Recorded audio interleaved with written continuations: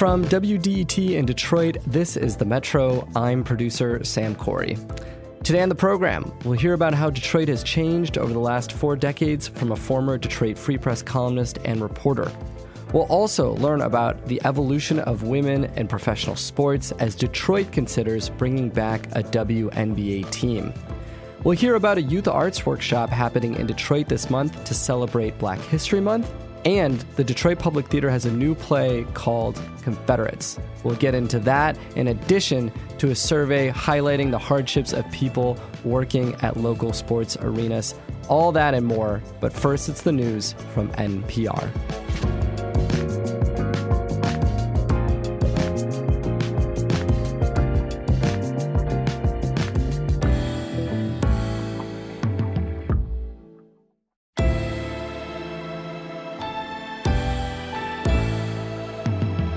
It's the Metro on 101.9 WDET. I'm producer Sam Corey. I'll be here with you throughout the hour, guiding you through today's show. Detroit has changed a lot over the past few decades. Earlier this week, we spoke with former Detroit Free Press columnist John Gallagher about how. Here was that conversation. Detroit has changed a lot over the last 4 decades. The 1990s and 2000s were hard times for many city residents. While Detroit is many different things to many different people, that period became known for the pain people felt.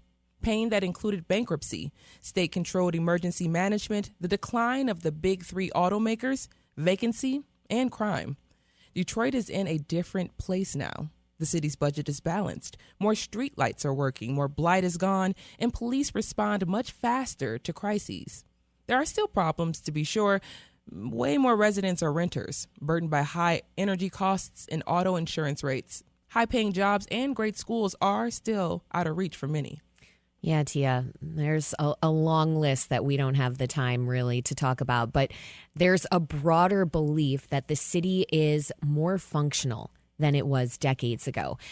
Just how big are the differences between Detroit today and the Detroit of the 1980s? And how different does it become depending on the person telling the city's story? John Gallagher has had a front row seat to many of these changes. He's a former 32-year Detroit Free Press reporter and columnist where he covered economic redevelopment. He recently published a memoir titled Rust Belt Reporter about his time reporting in Detroit and around the Midwest. John, welcome to the Metro. Well, thank you both for having me here. So you arrived at the Free Press in Detroit in the late 80s. Mm-hmm. Why did you come to Detroit?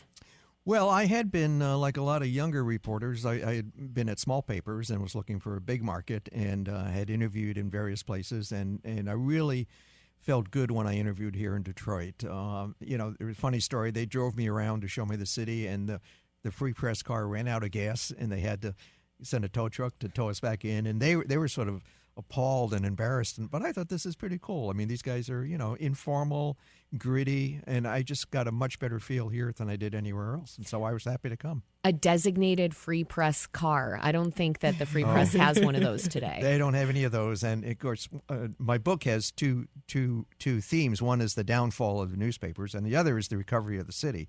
So 2 themes moving in different directions. But yeah, the devastation that's taken place in the newspaper industry has been really tragic, but balanced by the much happier story of what's happened in Detroit. Yeah, we'd like to see them converge. We'd like to see the rebirth of both at the same time.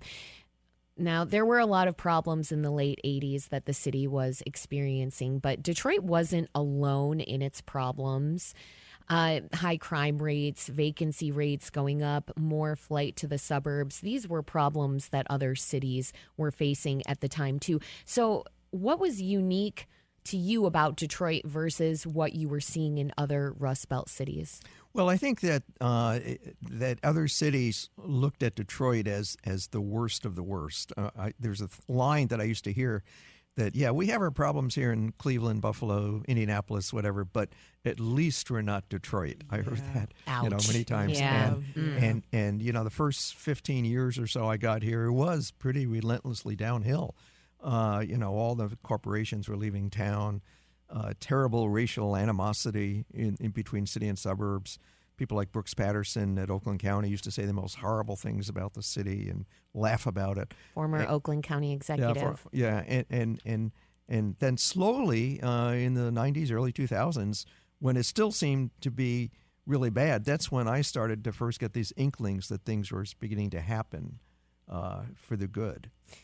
That's interesting because, yes, you had that front row seat. You were so closely following all of the nuances. So you were getting a whiff of change before others were. What was it like to try and capture that and depict that for people? Well, it was interesting because a lot of what newspapers do is cover the really big stuff, the elections, General Motors, the NFL, the Super Bowl. I mean, the really big events. And a lot of the stuff that was really beginning to turn Detroit around was the really little stuff, the community gardens, the entrepreneurial startups, philanthropic foundations, pivoting to be more active in the city. I mean, these things typically did not get a lot of coverage, but somehow I got onto that wavelength, and that's what I was covering. I mean, all the little stuff that added up to some movement. So even before Dan Gilbert came downtown, before the bankruptcy, I thought the recovery dates to at least 2000, when a lot of this smaller stuff was beginning to percolate in the city.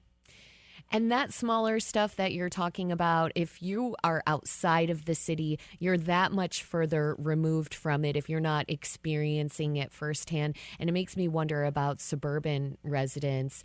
There were and still are a lot of suburbanites that view the city with disdain or with fear or a lack of understanding. How did suburban residents view Detroit versus city residents in, say, the 80s and the 90s?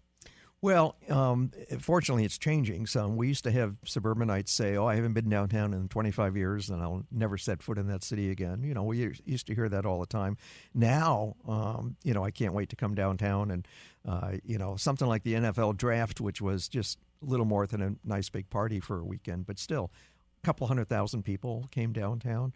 Not long ago, I was at an event in Birmingham about the Riverwalk, and I said, how many people in the audience, in this very suburban audience, have been on the Riverwalk? And every hand goes up. So I think the attitudes have changed a lot. You no longer hear, there's no longer this stark divide between city and suburbs. It's much more, I think, cooperative, and people are much more interested in sort of seeing the restaurants and the sporting events and all the rest of it. So I think that attitude has eased quite a bit. Yeah, and partly because the really older generation has been passing on, and the younger folks really like cities and really want to be down here a lot. And so I give them a lot of credit. If you go to some of the coffee shops and restaurants in the city, it's we joke, my wife and I joke, it's a lot like Brooklyn.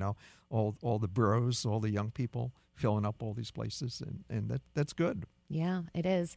You're talking about some of the socio-cultural shifts and the fact that Detroit has more of these amenities now that draw people from the suburbs. But I want to talk about Detroit's political changes also.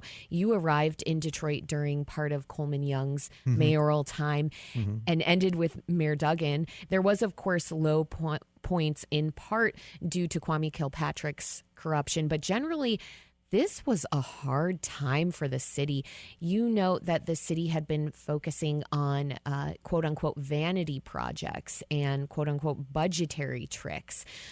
What were the priorities of past mayoral administrations in the 90s and 2000s, and why do you think they were focusing on those things? Well, I think that the notion that you had to do sort of root and branch reform of city government was just too difficult. It was always about, the next budget year, the next election. Let's just get through. Let's sustain the operation, and let's find what revenue we can for the next couple of years, and then push the bills off, push the reckoning off to the future. And I think a whole series of mayors did that because the notion of municipal bankruptcy was almost unheard of. Now, the bankruptcy did do a great deal to reform the city's books. We wiped out $7 billion of debt off the city's books, set up Mike Duggan to be a successful mayor. I think most people count him as a successful mayor. So city government was a mess. It began to spin off a bunch of its operations that it couldn't handle, like Eastern Market and the convention center went into a regional authority, and street lighting went into an authority, and we these turned out to be really successful in getting new management systems for the museums and the Riverwalk and campus marshes and workforce development. All this worked out really well. So we saw a lot of reform of city government. All of it very reluctant along the way. None of it was easy, but I think Detroit's done really well with that. You're listening to The Metro on WDET, Detroit Public Radio. I'm Robin Vincent. And I'm Tia Graham. We're speaking with former Detroit Free Press staffer John Gallagher about his new memoir, Rust Belt Reporter, and how the city of Detroit has changed over the last 3 decades.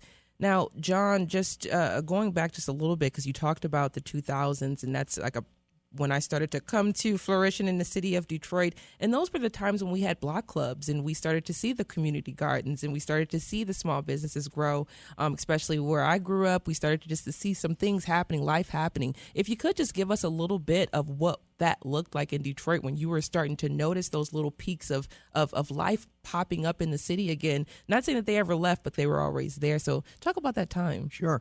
Well, it was interesting. I'm one of the kind of people that used to, out-of-towners used to come and say, show me around the city. And it was always, show me the ruins, show me the empty factories, the burned out homes, whatever.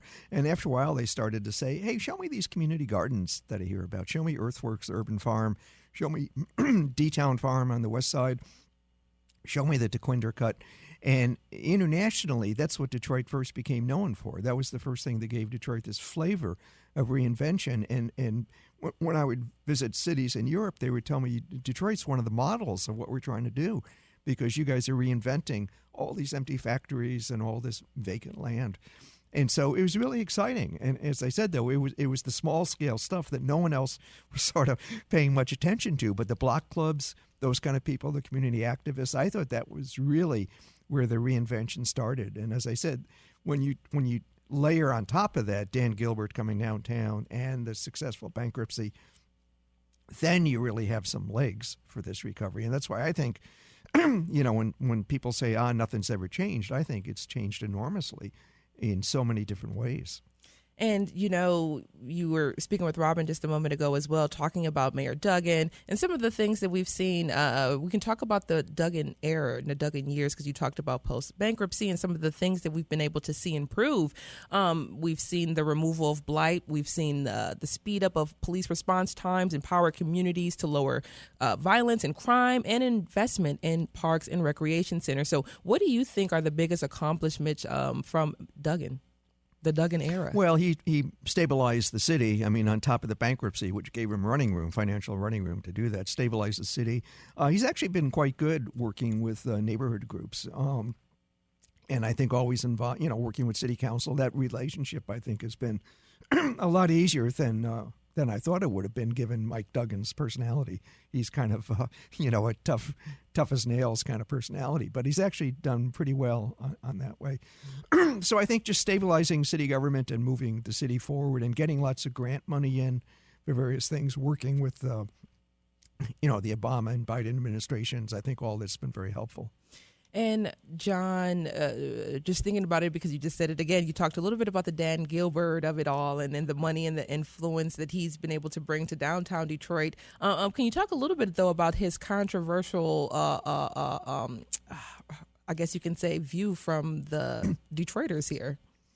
Well, there's long been this question of who gets to be a Detroiter, who gets to help out. I mean, even groups like Kresge Foundation, which are based in Troy, which have pumped in hundreds of millions of dollars into the city, some people still look with suspicion on them and all the other foundations. Mm-hmm. But some of that is easing now, I think, as the recovery has started to take hold, and we're seeing advancement on, education and crime control and transportation, a lot of other ways.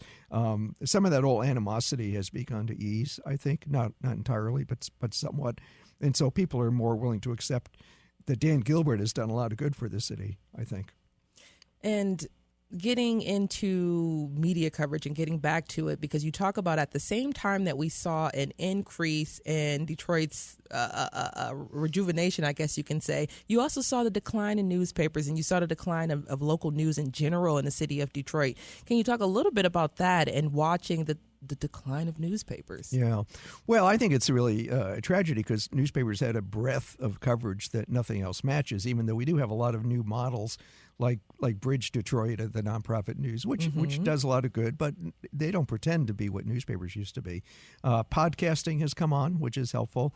But unfortunately, too many people now get their news from Facebook and Twitter, X, and boy, that's pretty scary because you're not getting any sort of real objective, detailed news coverage from professional journalists. And so I think what you do here is really important. You know, you're one of the voices of sort of reasoned discussion about the city, and I think we really need that.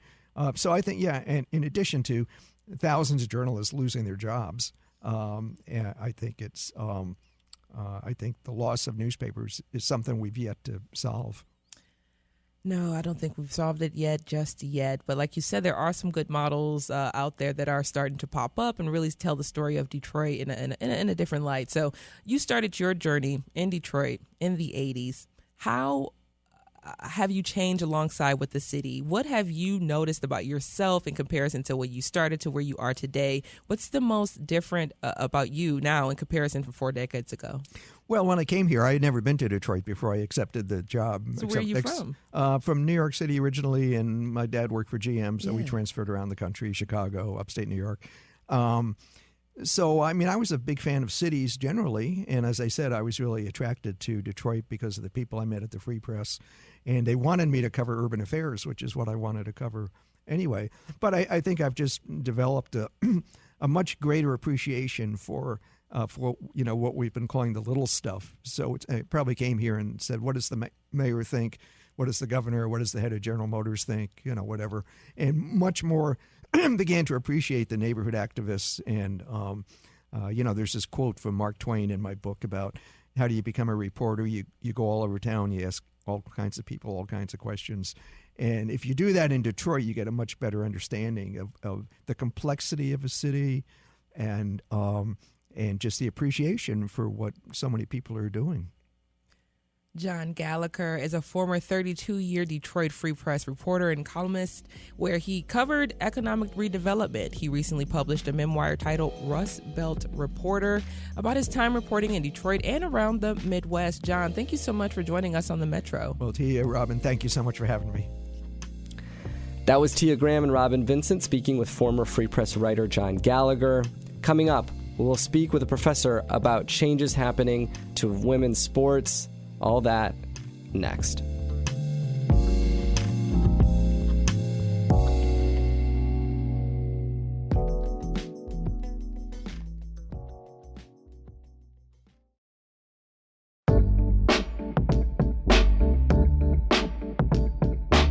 Welcome back to the Metro. Recently, we heard that Detroit may get a WNBA team again, and that led us to speak with Professor Keitra Armstrong about the evolution of women in sports. Here was that conversation. We are talking about the current state of women's sports and what the future may hold for girls who want to compete in their sport at the highest level. Joining us now in this discussion is Dr. Keitra Armstrong. Dr. Armstrong is a professor of sports management at the University of Michigan, and she works to address gender and racial inequalities in her field. Professor Armstrong, welcome to the Metro.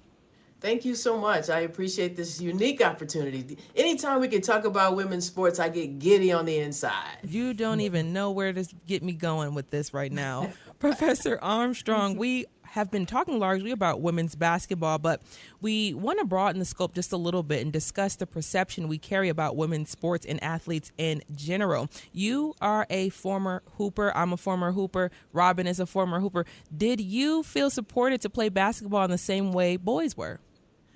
You know, not really. I mean, but listen, I played back in the dark ages in the late 80s, so I'm telling you my age, and it was just different then because, you know, there was this gender ideology that determines what girls and women should be doing and what's appropriate and when it's appropriate. And so when I played, we didn't have the same type of support, but we're in a different time in our culture. Girls and women's sports was still an afterthought. It was still something that wasn't for the masses. It was just for athletes who really liked the sport, former coaches, and parents who had girls who played. So no, we didn't get the same type of support that I am really loving right now. Which is amazing to think about. Robin, I don't know about you, but did you feel that support growing up that as a young girl playing sports, like, oh, I'm supposed to be here? I felt it a little bit more playing soccer than I did playing basketball. Playing basketball, I was a bit of an aggressive player, and that was looked down upon. Like, but when I played soccer, it was like, go after it, like deck that person, get them. But in basketball, I felt like I had to dial it back. Tone it down. Yeah. We're going to get into that literally a little bit more down the line about women in sports and our perception there playing some of these sports. But Robin, I love that because in basketball, I was the opposite. They used to tell me, you have to go and get the person. And I'm like, I can't do that. I can't do that. So, Professor, too sweet. It was against your nature. I was sitting there biting my nails. It was just ridiculous. But Professor Armstrong, just thinking about you, talking a little bit about your time, not feeling supported. What does that support look like to you now? Well, how is it manifesting itself, especially when we talk about seeing more young girls playing a wide range of sports, whether it is basketball or softball or soccer or even wrestling now? I really think when we talk about support, I do think there's some nuance that's needed. So, for example, in high school, we were very much supported, but keep in mind, high school is a representative community, and high school sports is where the community comes together. So I clearly felt support there, and we were pretty good. So that was the other thing. It didn't hurt that we were a pretty good team. So in high school, the community supports it. But when you get to the collegiate level, it's a little bit different because people have to really want to go. In most college towns, there's a lot to do. There's a lot going on, and consumers have to be intentional in their choices. And so I think you see the differences when you get to that level at the college level and the professional level, because it's a concerted effort to determine that you want to be a consumer. Whereas for high school sports and in some places, again, there's a loyalty to the community. But what I'm seeing now, I think is fascinating. I think representation matters. So the mere fact that more girls can tune in and watch basketball games and volleyball games and soccer, they can see it on TV. The media has helped to legitimize women's sports. And so the visibility and the representation has made a huge difference in garnering the support that women's sports are experiencing now. And Professor, going back to the WNBA, one of the all-time greats, Lisa Leslie, who played for the Los Angeles Sparks, was famously the first woman to dunk in the WNBA. It was a big deal at the time because people, most likely men, argued the league needed more dunking. Now the league is attracting more viewers and the amount of dunking hasn't drastically increased. What have you made of that criticism? I think finally people are realizing that different is different. It doesn't mean less than or greater than. So for a long time, you're absolutely right. People were thinking that women's basketball had to look like men's basketball to be a great product. And looking like men's basketball meant that they had to play above the rim. But now people have started to realize that women's basketball is a different game below the rim. You see strategy, you see the types of skills that you don't often see in men's basketball. Not that they're not skilled, they are, but it's a different style of play. And so what we're seeing now is people are appreciating the talent, and they're also understanding the renaissance that is women athletes. I mean, they're mothers, they're wives, they're entrepreneurs, they're doing all of these kinds of things. And so I think people have learned to appreciate the talent and the skill below the rim and not necessarily having their legitimacy validated by looking like men's sports. And speaking of, the WNBA was stereotyped as a league that was more masculine. Is that broadly how women's basketball has been perceived? Absolutely. It's interesting because we have this gender ideology that suggests some sports are feminine and it's okay for women to play.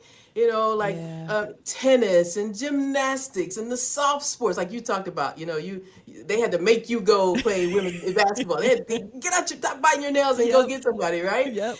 But that was the stereotype, is that women should play sports that are nice and are docile and non-contact. And so basketball and hockey and to some extent soccer and some of the others were perceived to be too masculine. So yes, basketball is one of those sports that have long been perceived to be a more masculine sport. And so, it's really interesting because many women who play was perceived to be masculine sport. There's a concept called the apologetic. So even though they're participating in what may be considered a masculine sport, they're showing you feminine cues while they're doing so. So you may find women who are wearing makeup, who may have a bow in their hair or other things that show signs of femininity, because they're trying to deal with the cognitive dissonance of knowing that they're feminine yet participating in a masculine sport. So they've tried to find ways of buttressing and challenging the notion of what masculinity looks like and what femininity looks like. Professor, I love that so much, because one of the things that I've been noticing, especially just in the recent years, the WNBA, when they're walking the tunnel now, and I just think to myself, I'm seeing bust down 30-inch wigs. I'm seeing, I'm seeing the best drip from head to toe. Yes. I'm seeing lashes. I'm seeing I'm seeing it all. And to see the culture come through this way, I mean, can you talk just a little bit about how the newer generations are embracing a different aesthetic, whether it is showing up feminine or whether it is a masculine presenting? No matter what it is, they're embracing a different aesthetic.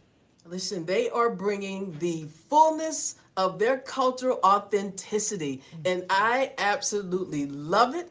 I like it how they've woven fashion into it. I love seeing the cultural essence of being who they are without apologizing for that. Because again, that's a part of the revolution. That's a part of the Renaissance. And listen, I don't have a problem with women owning their sexy. I don't have a problem with them dressing up their sexy and say, hey, look at me. I don't have a problem with that. And that's what I love. Sport, it does a lot of things, but it also allows us a sense of expression. And what we're seeing now, because of the popularity of the WNBA, as we were talking about, and understanding the role that these women are playing as women, as mothers, as models, as entrepreneurs, the list goes on. I love the drip.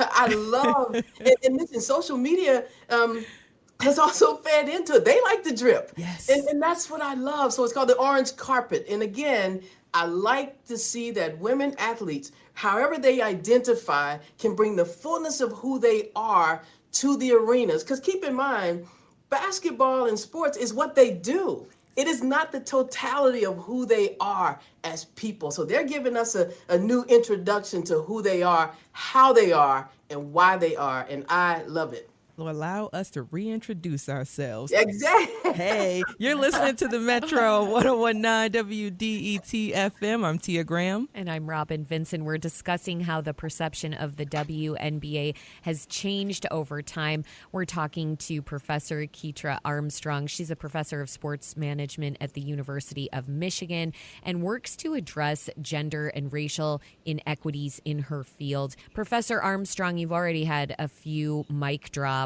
One thing I want to go back to is social media, and I wonder if you could orient us around how that is helping or elevating athletes' lives nowadays, specifically women's lives. It is a power tool. Social media has become the power tool. It's a magic wand. It's a silver bullet in some regards, because for so long, the organized media the different entities were controlling the narrative. They were controlling the images, and they were trying to determine for us what we should look at and how we should look at athletes and sports and what we should do, etc. And we know that many of the people who are controlling the media are mostly male, mostly white. And so for women, and for women of color, who tells their story? And why should their story have to be filtered through the lens of an ideology that does not represent them? Social media gave them the control. It made them the executive producers. It made them to be the directors of their images and their narratives. And it gave them so much power and so much ability to touch the fans and touch the consumers without it being filtered through an organized media. Social media has made all the difference in the world.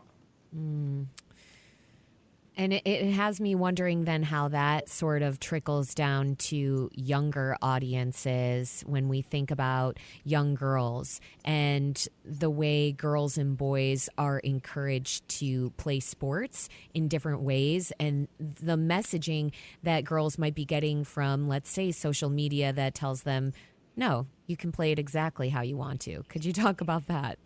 Yeah, and that's the voice that's been missing for so long.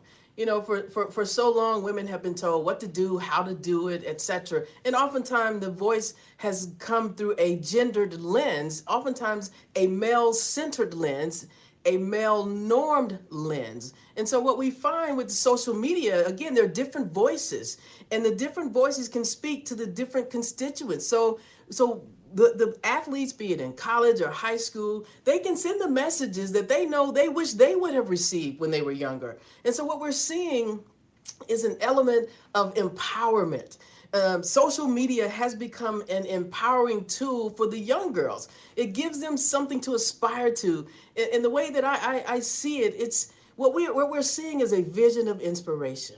So, and we see it through social media. And so they're trying to show the little girls and the little boys, what's possible. And I gotta tell you, the thing I love the most, and I go to the women's Final Four, I'm still a basketball enthusiast. And the thing that I love is when I see little boys in this one particular shirt that I love. You know, normally if someone tells a little boy, you shoot like a girl, that's not a compliment, right? That's not a compliment. Man, you play like a girl. But what I love is I see these little boys and they wear a shirt, and this particular shirt says, you wish you shot like a girl. Like reclaiming the narrative, saying you wish you played like a girl. And so what we're seeing is there are different messages that are coming through social media. But those messages are not just for girls. I'm also seeing it for the fathers and the boys and the girl dads, you know. And so again, social media has expanded the catchment area. They can reach people who don't have to depend on the traditional channels for their sport information.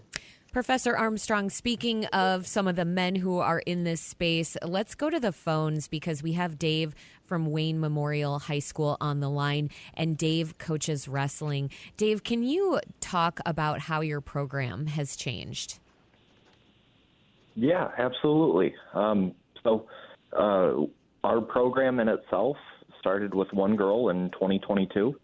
And then we've grown tremendously since then. We had about 15 girls on the team this year. And so there's been a lot of higher visibility with the women's side of wrestling in the past few years, whether that be at the Olympic level or as far as just the Michigan High School Athletic Association recognizing girls as their own division. So we've seen a tremendous increase in our program. But then even across the state, women's wrestling is up 419% since 2021. Wow, Dave, if I may jump in, forgive me. So you see the Olympics as one reason for that. Could you point to any other factors? I think the recognition in the state of Michigan as a standalone girls division has also been a huge factor. And then also, it's hard to be the first one to do anything, especially as a teenager, and a teenager in a classically male-dominated space. And so once they see peers, once they see teammates that are doing it, that barrier to entry starts becoming decreased. And so we started small, but then we grew very fast because, it's not like you're the only girl on the team anymore. Dave from Wayne Memorial High School, thank you so much for giving us a call and telling us about this massive growth in girls' interest in wrestling. Professor Armstrong, back to you. I'm wondering, what are some other sports that girls are beginning to play that they were not playing as much before? Did you see the NFL ads promoting flag football for high school girls, and as well the Nike ads promoting women in sports? I'm wondering, what do you think about the expansion of other sports for women as well? Listen, I love it. There's nothing that women cannot do from my perspective when we talk about sports. And so I like the fact that we're expanding the boundaries of what's acceptable. It's not a matter of whether they can do it, it's the general cultural acceptability of our society. So yes, I love the flag foot. I love that commercial or flag football. And I love the way that they show the female athlete and her dominance. Yes. Like I just love that.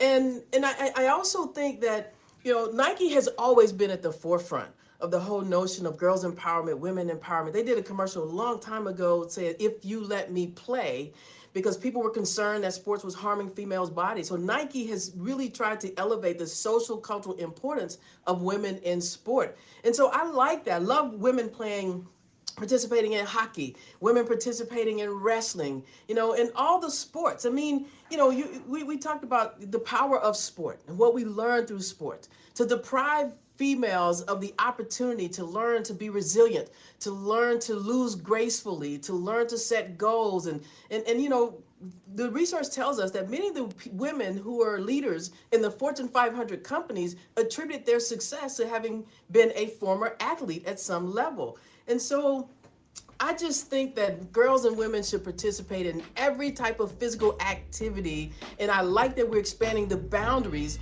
of which activities we're comfortable seeing them participate in. So I love the fact that we're expanding those boundaries. That was Tia and Robin speaking with Professor Keitra Armstrong about the evolution of women in sports. Up next, we'll hear from Ian Grant, owner of Umoja Fine Arts, about his youth artist workshop that's happening this month in Detroit.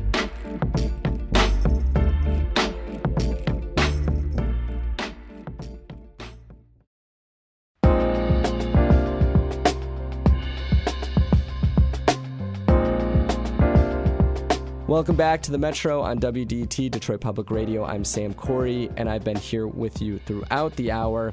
This week, T and Robin spoke with Ian Grant, owner of Umoja Fine Arts, about his youth artist workshop that's happening this month in the city of Detroit. Here was that conversation.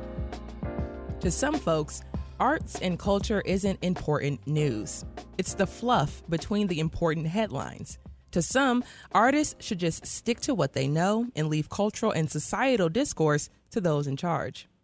But what if John Lennon never imagined? Or Marvin Gaye never asked what's going on? What if Nikki Giovanni wasn't outspoken and unapologetically black? Or if Miss Maya Angelou never asked why a caged bird sings? And what if Basquiat never picked up a spray can? Loved the way you riffed there, Tia. Art in all its forms, from the written word to an easel and paint supplies, has the unique ability to tell nuanced stories about society at any given moment. And yes, all of the famous names listed had long and extensive careers, but they came to prominence at young ages. So how does art, or why does art and other creative outlets allow space for young voices to be heard? Is it to be empowered? In celebration of Black History Month, Umoja Fine Arts is hosting a series of workshops, an exhibition, and award ceremonies. And joining us is Ian Grant. He's a curator with Umoja Fine Arts in Southfield. Ian, welcome to the Metro. Good morning. So tell us why the Black History Month Youth Artists Workshop. What's the goal of the workshop for kids? Well, it's very, very key and important. Today they're trying to erase history from, the classrooms. So we feel through the visual arts that we can capture history. So for our workshop overall, diversity and freedom are the key goals that we're going to be concentrating on with the kids. And we want them to paint and be able to express themselves, for the youth to be able to express themselves, for them to be able to see themselves as being valuable in society and capturing what's going on in society with culture and everything that's going on right now. Can we stay on the theme of diversity and freedom, and specifically freedom? That's one that I'd really like to flesh out with you. Why is it important to identify and expand on freedom?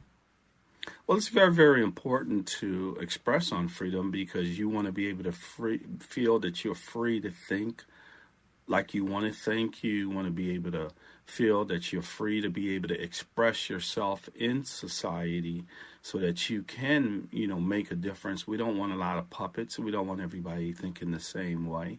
So this is how greatness comes about, from all the different areas and different developments. And we feel through the visual arts, it's very important that you're able to put it on canvas, that you're able to express yourself, that people could see your expression of how you're feeling.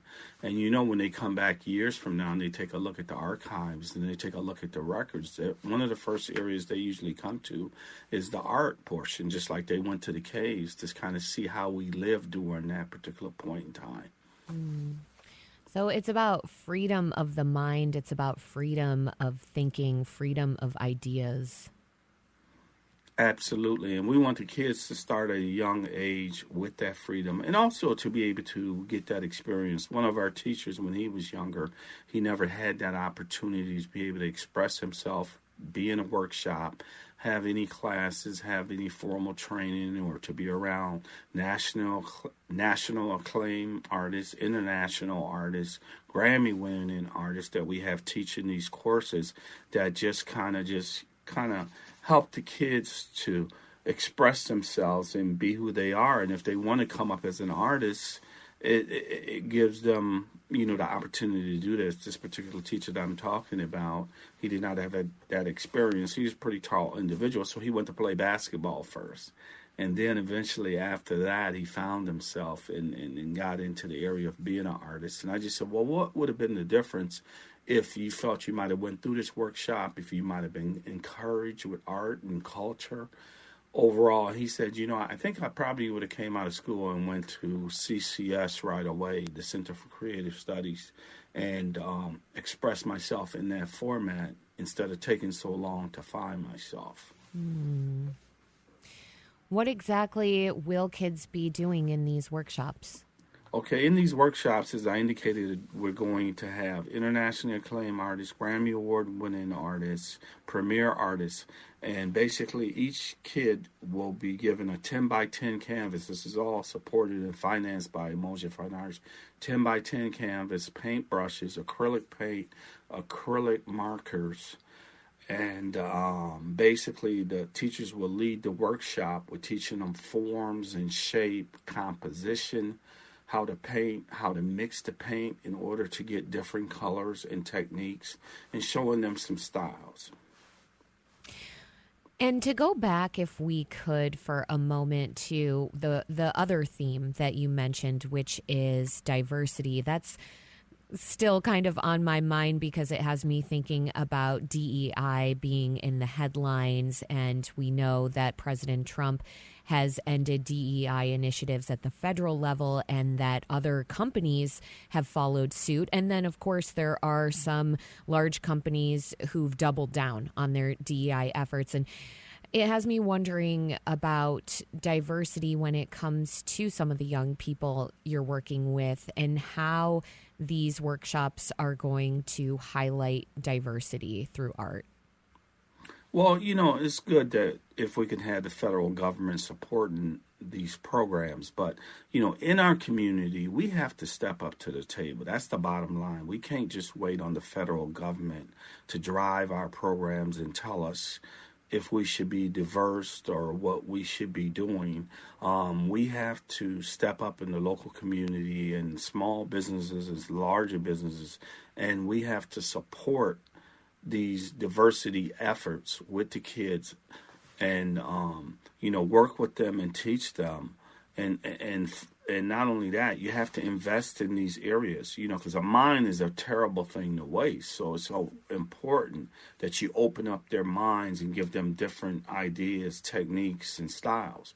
One of the things we're going to be doing in the class on an 18 by 24 canvas, we're also going to be doing a collage from everyone that's in the class, where they all come up and they'll paint on the canvas in different areas with their teachers, and that will be one masterpiece that will be created for them, again, away from them working on their 10 by 10 canvas, to work together in cooperation for the community. So they get to develop their creative proclivities in a solo fashion and in a collectivist fashion as well. Exactly. This is the Metro on WDET, Detroit Public Radio. I'm Robin Vincent. And I'm Tia Graham. We're speaking with Ian Grant, a curator with Moja Fine Arts in Southfield. We're learning more about Black History Month, youth artist workshops, and the importance of preserving Black history. Now, Ian, we talked just a little bit about some of the professional artists that are going to be working with the kids. And even Robin and I were talking a little bit beforehand, and I said, Robin, it's embarrassing, but I don't think I can name any artist just off the top of my head like I could a musician or someone else. So why is it important for kids to have knowledge of contemporary artists like a Marcel Stewart, who is a featured artist at Moja as well, or even a Tiff Massey? Well, yeah, it's very, very key and important. You got a Marshall Stewart, a premier artist. You got Marcus Glenn, a Grammy Award-winning artist. You got Robbie Best. She's vice president of the NCA, the National Conference of Artists. And so it's very, very key that they're under the stewardship and leadership of some of our top members in the community to help guide them expression-wise how they feel, and they can put it on canvas and leave it behind. These are pieces that will be on display when we do have an award event on the 23rd here, February 23rd at 3 o'clock at Moja Fine Arts in Southfield. So this will give them a chance to express themselves, leave it on canvas, and give the whole community a chance to come out and see what they did during the workshop, what they developed, and also to give them the opportunity to be able to explain their work to individuals. Now, in addition to that, we're going to choose 4 individuals, okay? 2 each, because we have 2 workshops, one in Oakland County at the YMCA and another one at the Northwest Activity Center in Detroit. So we're going to choose 4 individuals that will have the opportunity to leave their artwork at Moja Fine Arts until the end of March. So this gives them the opportunity to again, display their artwork amongst professional fine artists, and we'll also give them an official certificate indicating that they, again, displayed their work with internationally premier artists. And Ian, just thinking about having your art up on the walls in a fine arts gallery as well, can you talk just a little bit about the importance of teaching the kids what it's like to be a paid artist, a working artist, someone who's actually being paid for the work that they're doing? I know that's something that a lot of folks talk about, and even when we talk about creative outlets and creative careers, it's just like, well, how are you going to make money? So can you just talk about that aspect of it and teaching the kids the business side of it? Yes, and as far as the business side is going, again, they're going to be amongst professional artists, so they'll get a chance to talk to these individuals that are painting 100% of the time, and who's professional, who's putting their work out there, who have their on Instagram and all the different social media as we move forward. Also on the Moja Fine Arts platform, that's UMOJA Fine artswithas.com platform. You can go on and see their different artwork. You can see how they're featured with their photos. You can see their bio and how you have to present yourself professionally in the marketplace for people to be able to see your work and for people to be able to order your work from around the world. Yeah. So that's very, very key and important, and to give them inspiration that, hey, this is an opportunity. This is a way you can go if you choose to be creative and you want to be an artist. So this is what this is all about. This is very important. And, they're trying to get rid of Black History Month. So it's very important that we do this during Black History Month. This is the Black History Month Youth artist workshop, okay? And so, again, we have to preserve our own history. We have to preserve our own legacy. We can't wait on anyone else to do that. And it's very, very key and important that we step up to the table and we take and manage our lives and take control of our lives and not wait on the government to say, hey, this is Black History Month or, or DEI or diversity. You should support these things or not support these things. These are things that it's time for us to step up and start doing. And Ian, before we do get down to the last moment, I'm going to talk to you a little bit about the award presentation, the exhibit, just a little bit more so folks know what's going on with Umoja. But I do want to just pull out for just a moment because you're talking about a multi-generational language that we're getting into. So let's just talk about conversations happening across generations. Activism and art go hand in hand. And there is a famous Kendrick Lamar song, I'm throwing this in there, that uses the words and work of Alice Walker, the writer of The Color Purple. And in that song, he says, "All's my life I had to fight." Now, that's a very famous line from The Color Purple, read by Oprah Winfrey on screen. Yes. All that to say, in your opinion, what does that generational conversation look like as we're speaking through art? Yeah, it's very, very key and important that we continue to educate. We have written a book called The Language of Fine Arts just to teach people about art, whether it's a print, whether it's an original, whether it's an acrylic, oil on canvas, but also away from collecting art, you build generational wealth through collecting art. And that's key as you purchase art and you can keep it in your family and you can pass it on through generations that continue to build wealth. So this is another key area and very, very important. So what you saying, all my life I had to fight. You should be able to fight to build this wealth through the art because we don't have control of the sports industry, the music industry. We used to own all the beaches like Hilton Head, Myrtle Beach, and all those things have been taken away from us. So the art industry is like the last Mohican, I call it. This is the last opportunity that you have to invest and own a piece of your own history. That was Ian Grant, owner of Umoja Fine Arts, discussing his youth artist workshops that are happening this month in Detroit in celebration of Black History Month. Next hour, we'll hear more great conversations that happened on the Metro this past week. This is WDT Detroit Public Radio, your connection to news, music, and conversation.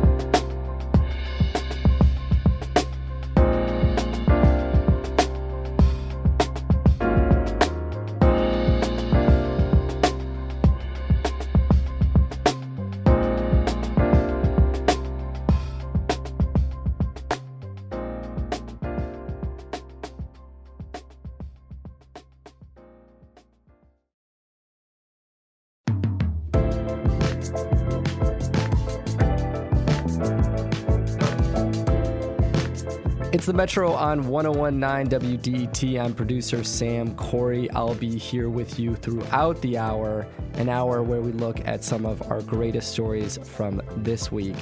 One of those stories was exploring the life and hardships of people who work at Detroit's sports arenas. Here is producer Kerry Jr. II and Robin Vincent speaking to that. We know Detroit is having a moment, especially downtown, where sports arenas have been playing and hosting to the Detroit Lions, the Pistons, and the Red Wings, and soon the Tigers again.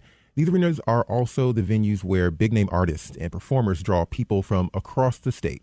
And in April of last year alone, the Downtown Detroit Partnership counted over 100,000 visitors.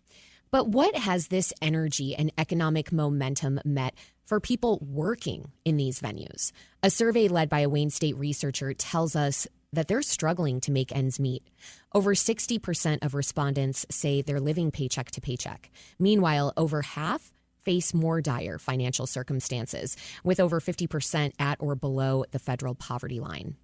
To understand more about these findings and what can be done to support workers in Detroit, Kes Ballantyne joins us. She's a professor of social work and an expert in low-paid labor conditions and work-family strain at Wayne State University, and she led the survey. Professor Ballantyne, thanks for joining us on the Metro. Thanks for having me. So first, you prepared this survey for the Industry Standards Board of Sports Arenas. That board was created by the Detroit City Council. Why was the board created, and what does it aim to do? So industry standards boards are a relatively new policy in the United States where city councils, municipalities, counties are creating these boards that, in their best case scenario, like the Detroit Industry Standards Board, invites governmental representatives, employees, and employers to sit down together and consider best practices for job quality and working conditions for a specific labor sector. So here in Detroit, the Industry Standards Board for sports arena workers is the first one. Any labor sector can petition the city to create one of these boards. This is the first one here in Detroit. And so the workers in the arenas decided that this would be potentially beneficial for them and petitioned the city, and here we are. Now, we mentioned some of the findings in this survey, namely that arena workers are struggling financially. Could you talk more about the wages and benefits that workers are missing out on in Detroit's arenas?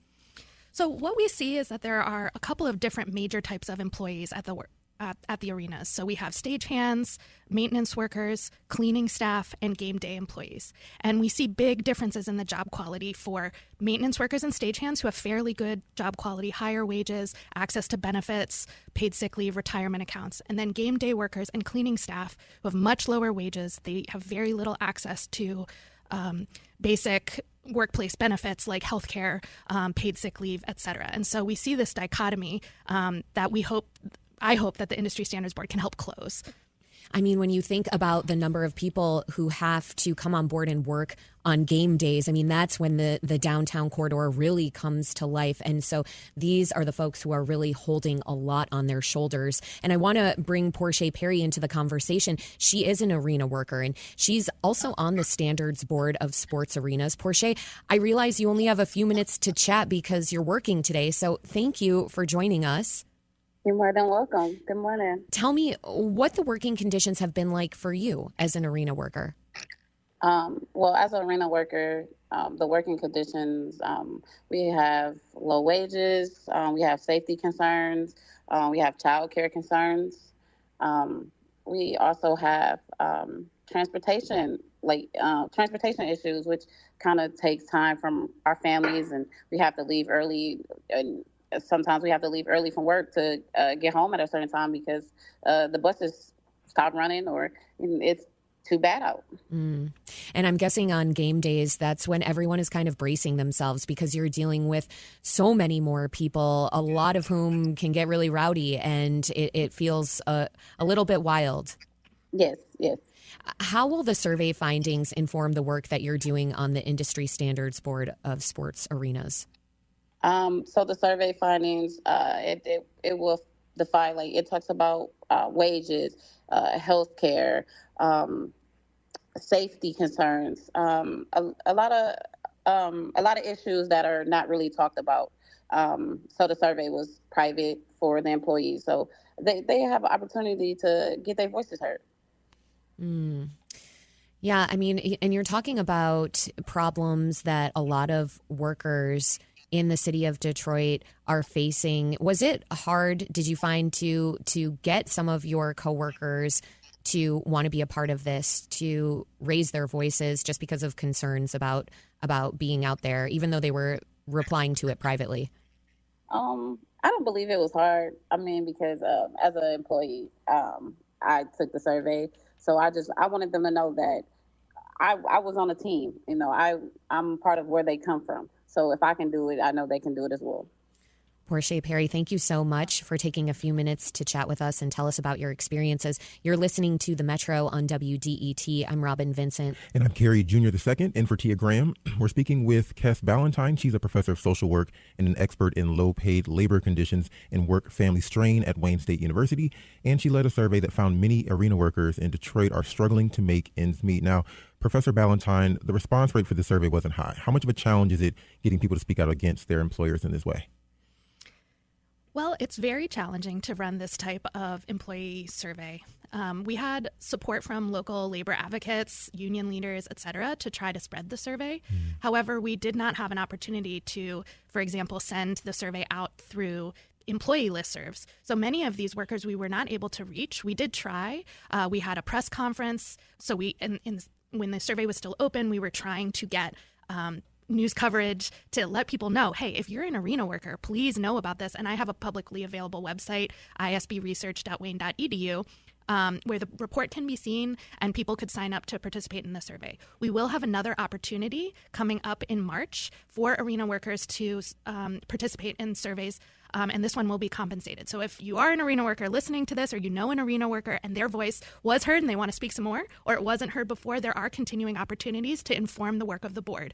So it is challenging, but we're going to keep trying to find different ways for people to raise their voice. They can also come to a meeting and provide written or public spoken testimony at a board meeting. So there are, it is hard to reach people. This is a large group of people, and we were kind of using organizing approaches. And there's an added incentive in there as well. In addition to the low response rate, what are some of the caveats to this survey that you think are important to note? Well, we definitely missed out on some people. So security guards, we know there are a lot of security guards working at the arenas, but we really didn't have access to security guards. So one of our goals in this next stage is to get more security guards, get their perspective. So, the findings are representative of the groups that we were able to survey: stagehands, maintenance, cleaning, game day staff. And you said that this is a large group. How many people are we talking here that you want to eventually get represented in your survey? Yes. Well, so we only have approximations of how many people work in the surveys or in the arenas. And so I think that this speaks a little bit to, this is a new policy approach. We're figuring out how to even run an industry standards board in the city. And so I think, one thing we can think about is how can we work better together? What mechanisms could we share to get everybody's voice heard? So I think that's a continuing question that we should consider. But in the meantime, I think that we just need to think about specific groups. So we don't have exact numbers from the employers as far as how many security guards work. But we approximate based on data we do have that there are about 3,000 workers in these arenas overall, unique people. But again, most of these people are also working at the casinos. These jobs, a lot of them are not full-time. So they're piecing together a full-time job across a couple of different locations, but their employer is often the same because most of these are contracted workers. They're not directly employed by the arena. What has the employer response been to the survey? I don't know their response. I haven't gotten any feedback from anyone about the survey from that perspective. And you sent it directly. Have they seen the survey? Or have you sent it to the employer? Well, it was presented at the November Industry Standards Board meeting, and many employers were there. Okay. All right. Sounds like something for us to follow up on. Right. Definitely. Let's zoom out, if we could. How do these circumstances speak more broadly to working conditions for people in the city? I think that's a really important, if not the most important question about this, is that one of the questions I got from the board was, well, is this representative to other arena workers? And we don't know a lot about arena workers specifically, in other cities. But what I can tell you, having worked with healthcare workers and other low-paid job sectors, these are the same issues that all low-paid workers are facing. There's this what I believe to be a problematic dichotomy between so-called skilled and unskilled workers. And that's kind of what I think we're seeing here. Certainly the stagehands are skilled workers. There's very specific safety standards they have to meet to keep us all safe, make sure the stages don't fall down or blow over or things like that. However, I don't know how to serve 2,000 hot dogs. I would have no idea how to do that. I don't know how, And so I think that we need to think differently about what counts as a skill. These are people's careers. This isn't a little short-term thing. We see tenure.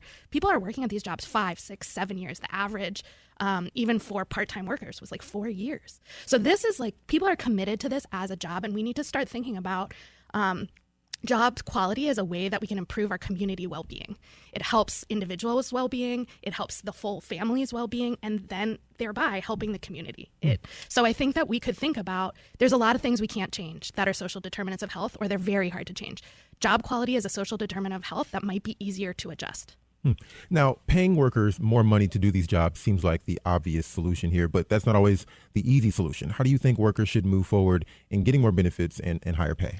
For sure. I think we can think about total compensation. So if specific wage increases are not possible or not possible now, then are we thinking about subsidizing their healthcare costs? subsidizing childcare costs, improving transit in the city so that people can get to work faster, easier, with less time. That was Carrie Jr. II and Robin Vincent speaking with Wayne State professor Kes Ballantyne, who did a survey of arena workers, and Portia Perry, who herself works at sports arenas. Up next, we'll hear about a new play that just began at the Detroit Public Theater.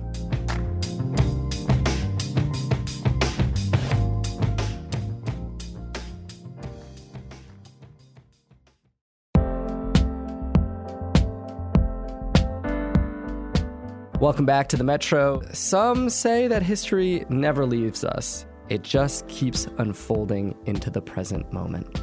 That's one of the themes of the Detroit Public Theater's show, Confederates.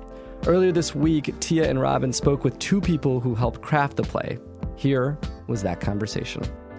What if you could step into a time machine and speak to people of the past?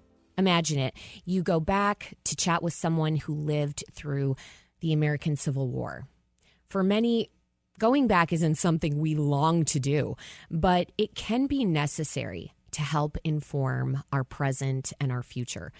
What would that conversation look like between two Black women 160 years apart? Would they be able to relate to one another? That is one of the questions that we're wondering about. The performance will take audiences back and forth from Sarah, an enslaved woman preparing to fight in the Union Army during the Civil War, and Sandra, a political science professor at a prestigious university fighting institutional racism. Confederates was written by executive artistic producer Dominique Moroso. She's a Detroit native and Tony-nominated playwright. And joining us now in studio to discuss Confederates is Goldie E. Patrick, also a Detroit native, and Will Street. Goldie Patrick is a Detroit native, like I said, a professor of hip-hop theater. And Will Street is a Detroit native and a Philadelphia-based theater artist. He is also the winner of the Wilde Award for his work as Booth in Top Dog Underdog by Suzanne Laurie Parks. Goldie and Will, welcome to the Metro. Welcome. Thank you. Good morning. Thank you for having us. Of course. I always ask Detroiters as well when they sit down what part of Detroit, East or West. What up, though? I'm from the North End. North End. Off Woodward. Yes. And Will. I'm from the West Side, Northwest Side. Yeah. Yes. I love it. Love it. Yes. So, Goldie, jumping into things, Confederates reminds us of different ways that racism in our country has stayed the same and how it has evolved. We meet two Black women divided by many decades and yet united by the enduring grip of racism. So what about this premise drew you to direct the play?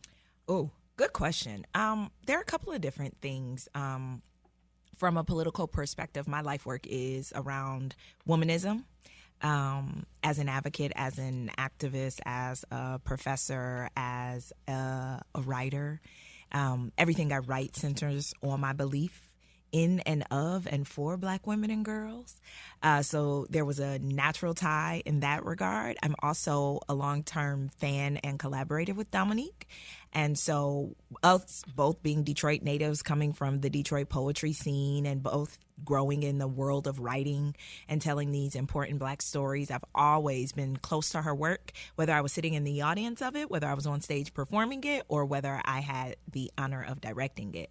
So the combination of those two together drew me to the play. And I had a chance to work with the development of the play in 2018, and that was really special. And when it came to Detroit, I mean, I was like, well, when you call to do something, you got to answer the call. You know, they say why shoot the breeze about it when you can be about it? And this was that opportunity for me to put action and practice into my advocacy, my love for Detroit, and an opportunity to work with a playwright whose voice is so important in our time.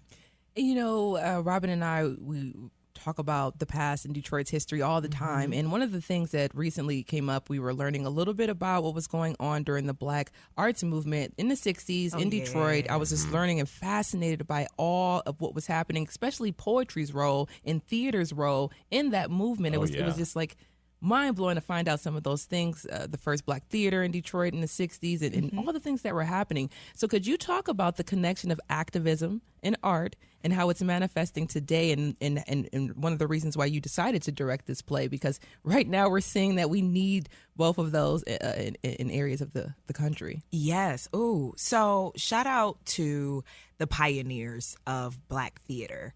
I teach Black theater, and inside that, it's always valuable to speak names because we don't learn about them per se. They're not in the history books that tell us what theater is or what activism is or what American history is. And Detroit plays such a pivotal role.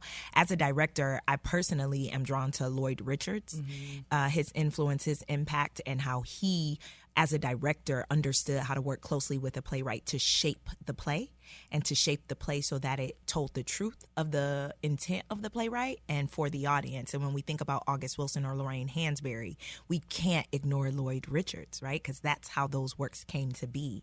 I also think of people like Ron Milner, who is part of that political voice, part of that, no nonsense, unapologetic Blackness that I love. And I think Dominique loves too and does a great job of writing. When it comes to the story of activism, I want to lift up the two women in the cast that play Sandra, who is the professor who lives in contemporary times, and Sarah, who plays the enslaved woman who lives in the past. I want to lift up the two actresses, Whitney Johnson and Rebecca Rose Mims, because I'm learning from them. And I think the biggest thing that I've learned in terms of what the active approach to putting activism in play as a director is to dismantle hierarchy. Is to dismantle these notions that are really built from a white male perspective and a gaze of what it is to lead a vision of a play. And when I listen to these two women, I'm asking questions about what does it mean for their full body, their full spirit, their full soul to be a vessel to tell the story. And that becomes part of activism for Black women in all my ways that I work. It's like listening is the first step. If you want to advocate for someone, if you want to be an activist for someone, the first thing you do is listen to them. So I've learned a lot. And it'll influence my practice. And Monica Williams, who is our intimacy coordinator, has done a great job of making care the center of our culture as an ensemble as we put this play together. It's so much more than the production. We've become this community and family and fight the power all together. It's great. It's great. You don't even understand how many ways my brain wants to go with this conversation right now. But I'm trying to stay on track right now. But bringing Will into the conversation, I saw you perk up a little bit when you heard Ron Milner's name and hearing about the arts civil rights movement that was going on here in Detroit in the 60s. Talk a little bit about what that meant to you, because you did perk up quite a bit, and how it helped prepare you for not just this role, but prepare you for acting and representing yourself as a Black man as an actor. Yeah. First of all, isn't my director so smart? Like, oh my God, what a lady. Jeez. Yeah, I mean, so I perked up when I heard Ron Milner because I recently got an original print of like this collection of Black plays, and he wrote the foreword. And in addition to that, one of my like theater OGs, Clyde Tyrone Harper, he told me a really funny story about Ron Milner that I will have Clyde Harper tell you. Okay. when he's on the show. And I don't know. It's like, I feel like as artists, there's like an ancestry that we come from. Like we have our bloodline, and then we have like the work that has influenced us. And that's like, I fit in that family tree of Black male theater artists for sure. So your Ron Milners, your Amiri Barakas, and some of the like Brendan Jacobs Jenkins. Sorry if I butchered his name, but like it's like a odd little fraternity. And I remember my first play in high school was an Amiri Baraka piece. And he was, a huge playwright for the Black arts movement. So any of those like OGs, old names, I always perk up because like I wouldn't be here. They're the goats. And just preparing for this particular role, you had to understand certain emotions. You talked a little bit about care being the center of the whole entire cast and crew and production. But Will, being in that mindset of someone in the past, bringing that to life for audiences today, talk a little bit about preparing for that, and especially, hearing Goldie talk about what she learned from the other actors, especially about just emotion and activism. How did you prepare for this role, just being around it all? Yeah, well, at first I was freaked out, and before I got the part, me and Goldie, we had a Zoom, and I expressed, like, I'm a little intimidated, like, playing an enslaved, a person who's formerly enslaved, because, like, how do I make sure that I'm honoring all that they are, despite, while also maintaining, like, the context of, like, the history, and how do I not make that a one-dimensional person by just doing the voice, because that's what I really dislike about a lot of slave narratives, is that it's all like it's become the stereotypical slave, and so I wanted to avoid that. And I think, reading up on my Harriet Jacobs and Equianos definitely helped, and just being like, that's like my great uncle. Like, we're not that far removed if you think about it, and so yeah, I think the preparation was half me and half just having a team and a director who I really truly love and trust. Goldie E. Patrick is a genius, and I know it seriously, and any intimidation that I may have had was immediately taken away just because of the team that we're working with and my director. And Will, we're going to get back to you in a second, Goldie, because I definitely want to hear more from you. But Will, just sticking with you, because that's one of the questions was the character that you're playing. You're also playing a college student, but you're also playing a formerly enslaved man fighting for his freedom. Sure. And that was one of my questions to you: is how do you prepare for a role like this and give them pride and dignity and showcase their humanity outside of the circumstances that we're so used to believing that they were in? Because these are human beings, like you said. That's their great uncle and ancestors. Yeah, they're people. Like in me, when I code switch with my black friends, Goldie talks about it all the time, where it's like, I'm not the first guy to come up with, like, puffing my chest out and being like, what you be like that? I'm not the first guy to do that. They were doing that way back then. And so, like, it's not hard to find humanity in these folks when you're a human. And Goldie really emphasized that, of like, you really think like you're the first black woman to do a hip hop? Like, they've been doing that for years. And so I think it just becomes easy the more you're like, I am this person. This is my history. And I believe that the way my ancestors will want me to honor them is just by being them, and not really having that internal process of I have to play an enslaved person. I'm playing Abner, and Abner has a story. And there are so many rich stories that we don't hear about. And this is my part of putting it out there. Beautiful. Yeah, you're listening to The Metro on WDET Public Radio. I'm Tia Graham. And I'm Robin Vinson. We're speaking with Goldie E. Patrick, director of the new play Confederates, and Will Street, an actor in the play. Goldie, I want to talk about your father, if we could. Yay. Larry Patrick. Yay. He was a longtime advocate for educational equity in Detroit. He was a former president of Detroit's school board during a tumultuous time in the city. That was from 1989 to 1995. I read that he wanted parents to have as many choices as possible for the education of their children. And it had me wondering, how did growing up and witnessing his advocacy shape the work that you do today? I appreciate that question. Thank you. I am my father's daughter. You know, I am named for the women on my mother's side, so I get that reminder. But boy, when you hear me talk, you see my daddy show up, right? You know, I got my mama face and I got my daddy's demeanor and my dad's politics. He was an attorney as well. Yeah, Harvard Law. He actually started the Black law student group at Harvard when he attended with another Detroit native, attorney Joe Smith.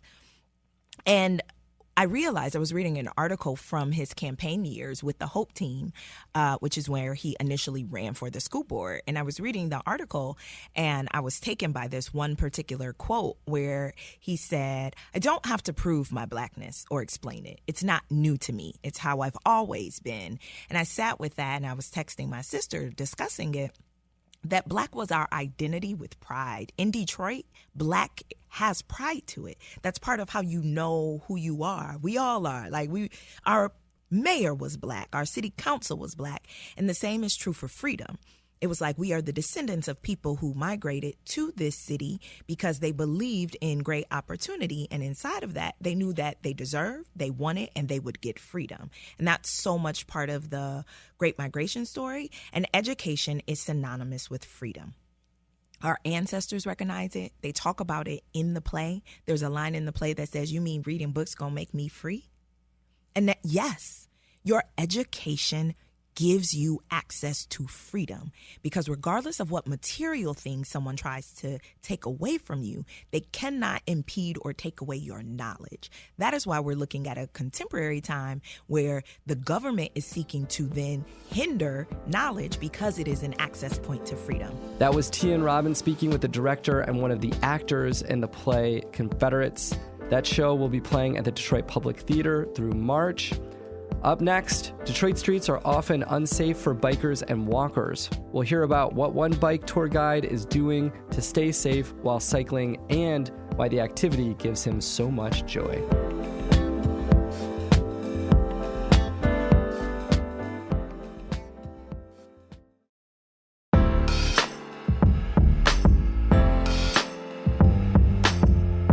It's the Metro on 101.9 WDET. I'm producer Sam Corey. One of the best conversations that happened this week was with Jason Hall, founder of Slow Roll Detroit.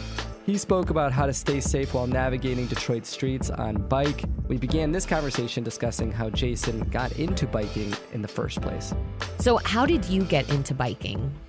Honestly, I think like most kids, they start at a very young age. I'm lucky enough to be born in the BMX freestyle era. So I came up as a kid in love with bikes. When I turned 16, I think like with most kids in Detroit, that's where I steered away from the bike, is when it became less cool to girls, you know what I mean, to ride your bike. But I've always been riding bikes. But as a serious bicyclist, I think probably 2006, 2007, around that time, I worked about a mile from my apartment in downtown Detroit, and I had some friends who owned a bike shop, and they just thought it was absolutely ridiculous that I would go down to the basement, start my car, drive it out of the garage a mile or less, and then park it in their garage, drive it home on my lunch break, eat lunch, drive it back. I mean, literally, that was what I was doing per day, and I lived a mile away. That probably took more time than getting on your bike or walking. But you don't think that, again, you grow up in a place like Detroit where we're the motor city, and you think, I'm supposed to be in my car. And it didn't even dawn on me at that moment. My friend said, this is crazy that you don't have a bike. And so they literally loaned me a $30 bike, and I fell in love with it, just connecting with the community. So you learned that biking actually is cool, that the girls are still going to like you when you're on your bike. What was it like to commute to work during that time in Detroit? It's funny because at that time, there wasn't all these bike lanes and all this jazz. So, I mean, for me, honestly, it was only a mile. So it wasn't hard. Okay, let's keep it real. It became more challenging once I started to stretch my distances out because there was no infrastructure. There was no watch out. There were people riding on the other side of the street. So it was definitely a lot less safe then at the time. So you have to be, always when you're riding a bicycle and sharing the road with motorists, you have to be vigilant, but especially during that time, I'm guessing. Your perspective of Detroit, how did that change when you started biking around the city, in addition to realizing just how vigilant you had to be sharing the road? It was an amazing change. We grow up in a world where you're taught to really keep stuff close to the chest and be protective of things. But when you're out on a bike, you're at the whim of everything. You're at the whim of the environment, the people out there. And what for me was the most exciting thing was just connecting with people. When I was in my car, you forget how important it is somebody saying hello. But when you're on a bike, people are like, hi, and you're like, whoa, whoa, whoa, whoa, whoa, whoa. This is I don't even know you. And you just, talking to me? right. And so my perspective really, it brought me back to the community of Detroit that I grew up in and loved. And all of a sudden I started realizing that everything I had heard in the media and grew up hearing wasn't real. It was actually good to get out and talk to people. And I think that was what made me a better person over the last couple of years, is my ability to talk to people and just deal with my environment in that essence. Do you think that that is why sometimes we think of cities where a lot of people bike as being more friendly places because of that sense of community, where we get this feeling that we're all in it together? We're not siloed in cars and separated from one another in the same way. Absolutely. There's, when you're driving in your car, I call it your glass bubble. You've got the windows up, you're in there. But when you're in the bike lane and you're commuting and another person pulls up next to you, you're, like you said, you're in it together. And all of a sudden, you're riding with that person. Like you don't even realize it, but you're next to them. Even if you don't talk, you're still in it together. And again, there's something to be said about we have a common goal, which is let's ride our bikes, let's be safe, let's get to where we're going on time, and and look out for each other. And I think that really does translate. I think that translates to work. Then you get to work and you're like, wow, man, like I just hung out with this person. They were awesome. You need help at your desk. I think it really does translate and bring you out of the world that you're in. So you've been biking Detroit for nearly 20 years. How has the experience changed, would you say, in that time? Oh, it's changed incredibly. I mean, Detroit, what they've really done with investing in the bike lanes and the infrastructure in Detroit has really made Detroit a top-tier bike-friendly city. We're number 13 out of hundreds of cities on the People for Bikes list. So we're really kicking in, and so a lot has changed. And then not only has the infrastructure changed, but again, the attitudes in people, especially when you have a bike ride like Slow Roll Detroit, where everybody's forced to deal with it, not just bicyclists.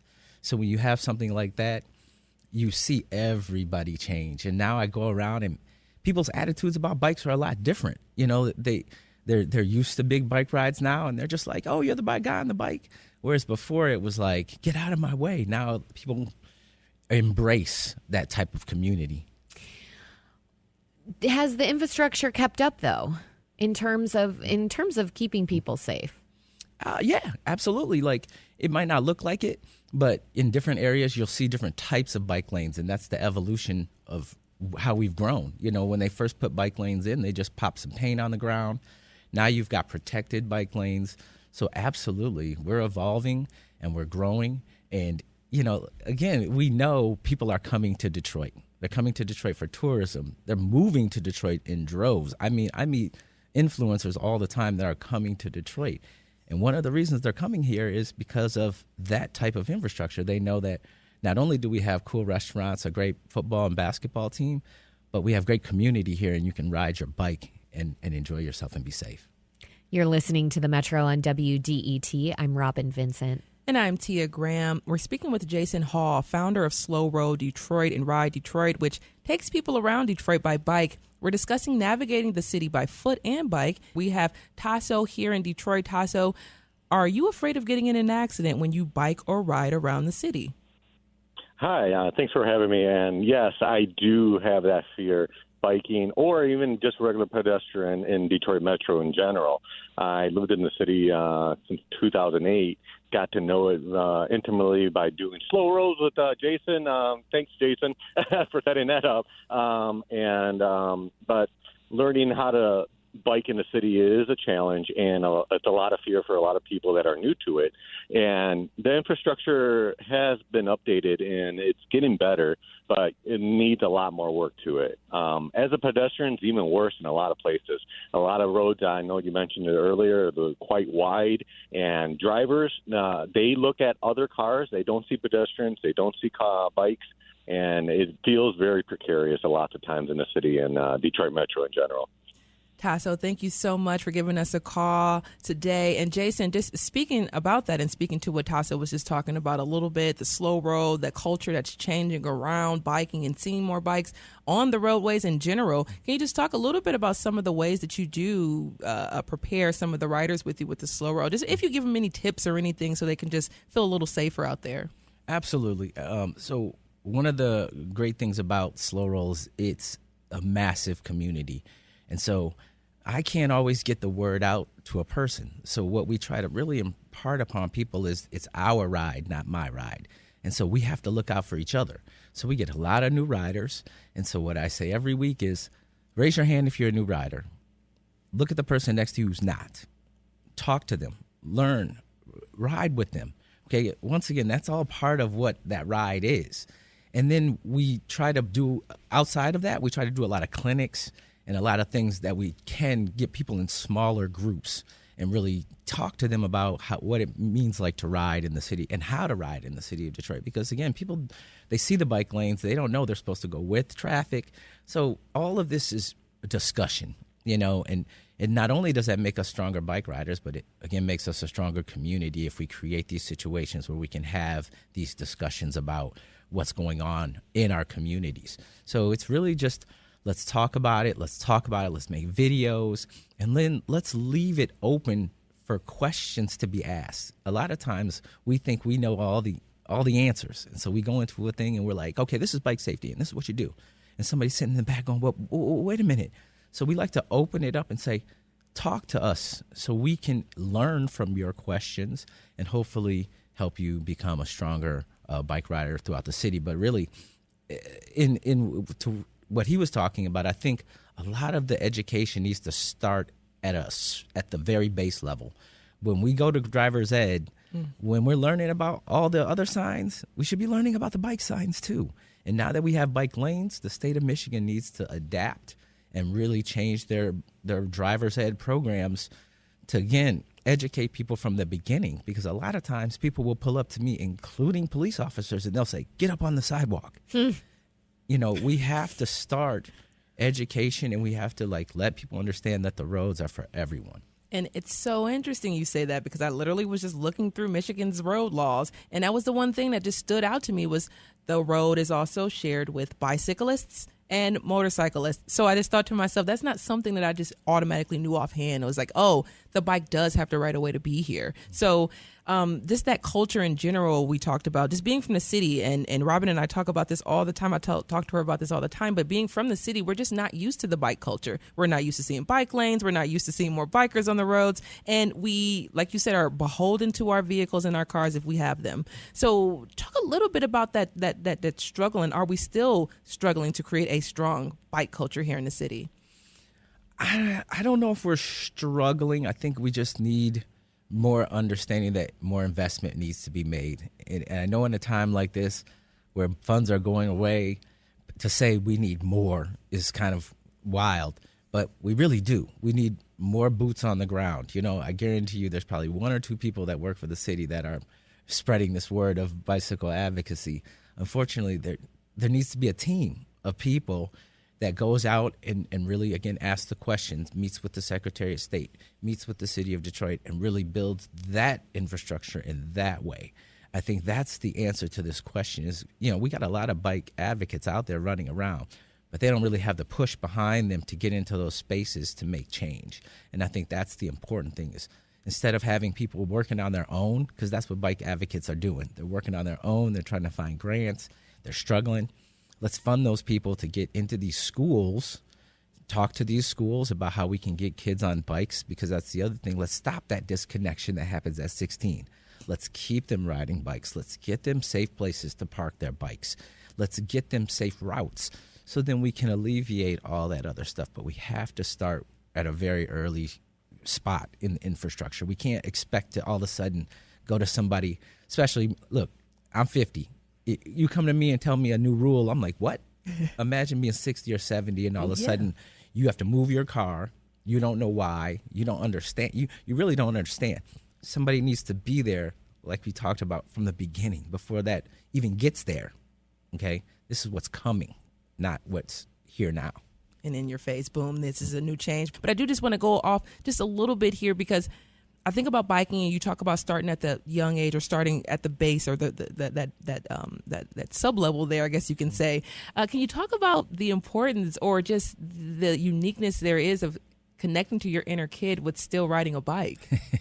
You can't help it. Okay, I'm just going to tell you right now, like, you're going to connect with your inner kid. There's something, I say it all the time. People get on bikes, and it's, especially when you do tours. Okay, if I do tours and 10 people come, there's probably 2 people on there that are there just because they got invited. They don't really ride bikes.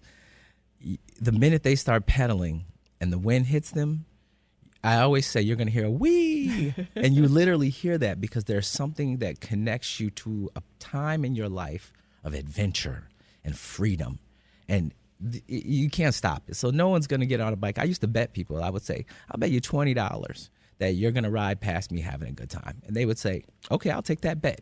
And at the end of the tour, I would have forgotten. And they'll come up to me and give me $20. And I'm like, what's this for? And they're like, you were right. Like, I had a blast. Like, and then the best is they'll be like, how can I buy a bike? How can I start doing your ride on Thursdays? Then the spark happens, and then boom, then that person's in. And once we get the buy-in, wow, I've seen people change overnight. That's all I was thinking about, is just the inner child that comes out. But we do have another caller, Susan in Birmingham. Susan, what are your thoughts about biking in the city of Detroit or even in the suburbs? Okay, I bicycle, I walk, I have a motorcycle. And my problem is with bicyclists that just act like they're pedestrians. It's like bicyclists I think that they should, when I bicycle or on my motorcycle, I obey all the signs as if I were driving my car.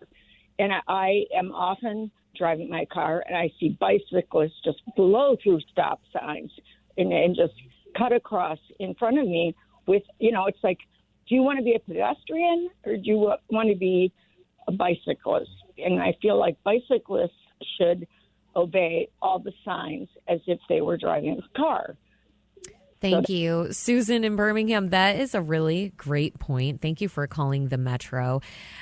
It makes me think about the proliferation of scooters as well, and how people are jumping on the sidewalks to use them. And then, yes, we see the bicyclists also using sidewalks. Jason, can you speak to that and the best practices, which are not to use the sidewalks, right? Absolutely. So we can talk first about human nature. Okay, really, what I address a lot of times is when I talk to people, I'll say, you're not supposed to be doing that. And they'll say, I'll do what I want. So first of all, we have to address human nature. Humans have a thing that they don't really, following rules or being told what to do is not, we take it a different way. Like in the old days, you would take it as okay, maybe I should do it. Now it's like somebody's insulting you. And so we have to get over human nature first. I always say to people, think about the other person. Stop thinking about the I. I go fast. I want to do this. Think about the other person. Let's get over that one first. And then, again, we have to start educating everyone. We have so many gray areas. Like you said, you talked about scooters. They're a motorized vehicle. They should be on the roads just like everything else. But there's a gray area there because we grew up riding scooters. And as kids, you don't ride your scooter in the street. You rode it on the sidewalk. And got in trouble if you rode it in the street. Right. And so, again, that's the responsibility of a little bit of everybody. Like, we can't say that this is your job, but like the scooter people need to buy in on this too. Okay, you can't just throw scooters out here. You can't just throw all this stuff out here. We have to communicate and educate. And people, again, through communication and education, you build relationships. It's not a bad thing. I love going to meetings, and people are like, oh, you love going to meetings. Why? I'm like, because I'm going to meet somebody at that meeting that's interesting, and we can build. So I think we just need to, again, educate everyone. No, you're riding, even a bicycle is not to be ridden on the sidewalk. Imagine if you were riding on the sidewalk going 15 miles an hour on a bike and somebody walked out of CVS, okay? They're not looking for you on your bike. You're not looking for them coming out of CVS. Boom, now we have an accident. If I'm on the road, that's not happening, okay? That's the safety aspect. A lot of people think it's, about getting bikes off the sidewalk because they're this and that. No, it's about safety. But again, see how we're having this conversation and I can see wheels are turning because you're like, I never thought of that. Never. And that's what's important. We need to have these conversations where people can say, why would you think you could ride your bike on the sidewalk? Okay, and let's think about that. And so again, let's talk, conversation, community. That might be the way to solve many problems. Conversation and community. Look at us here on the Metro solving the world's problems. We got another caller from the airport. Adriel, what's it like for you to navigate Detroit and the suburbs by bike and foot? Hey, Adriel. Hey, what's up, everybody? Hey, everybody. How are you? Good. How are you? Good. Just coming back from Hawaii. I'm in LAX right now and tuned into DET. And heard my boy Jason on, so I had to chime in. Tia and everybody else too. So yeah, just what biking in Detroit for me is first of all, it's a pleasure, with our flat roads and oftentimes wide streets, that aren't necessarily as crowded as other places, but it also can be, kind of dangerous, right? And I think that, it's kind of to piggyback on what Jason was saying, it really does come down to driver education. I think equally, if not more so, than biker education. A lot of folks out here don't know that bikes have a right to be there. So, yeah. Hello? Yes. You're right. There are a lot of folks who don't know that they need to be sharing the road. I wonder, to that end, Jason, you founded Slow Roll in 2010. What has surprised you most about the project since that time? Even if, and perhaps it's partially what Adriel was saying. The project being Slow Roll? Yeah. What surprised you about the project? You got an hour? You got 2 hours? No, the most, 1 minute. The most, I think what surprised me most is how important it was to people. When you're in it, I hear it. I heard it all the time. But when we took it away, I thought it would literally just go away.